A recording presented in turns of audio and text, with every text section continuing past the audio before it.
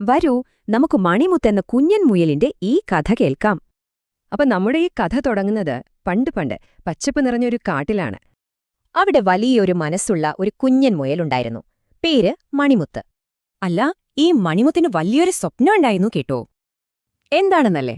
ആ മാന്ത്രികവനം, മായാവനം അതൊന്ന് കാണണം. അങ്ങനെയൊരു ദിവസം അവൻ ധൈര്യമൊക്കെ സംഭരിച്ച് അമ്മയുടെ അടുത്തേക്ക് ചെന്നു.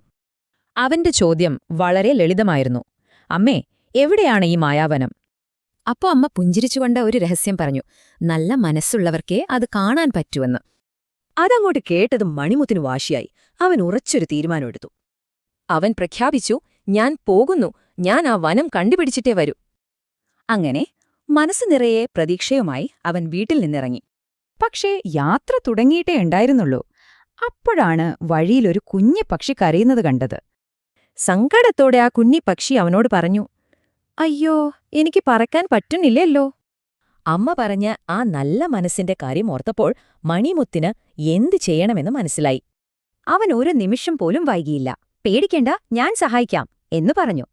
അപ്പോ ഒരു സ്വാർത്ഥതയുമില്ലാതെ ആ പക്ഷിയെ സഹായിച്ചതിനു ശേഷം എല്ലാവർക്കും അറിയേണ്ടതിതാണ്, നമ്മുടെ മണിമുത്തിന് എന്തു പറ്റി? ആ സഹായം അവന്റെ യാത്രയെ മാറ്റിയോ? അടുത്തതെന്ത് സംഭവിക്കുമെന്നറിയാൻ കഥയുടെ അടുത്ത ഭാഗം വരെ കാത്തിരിക്കാം.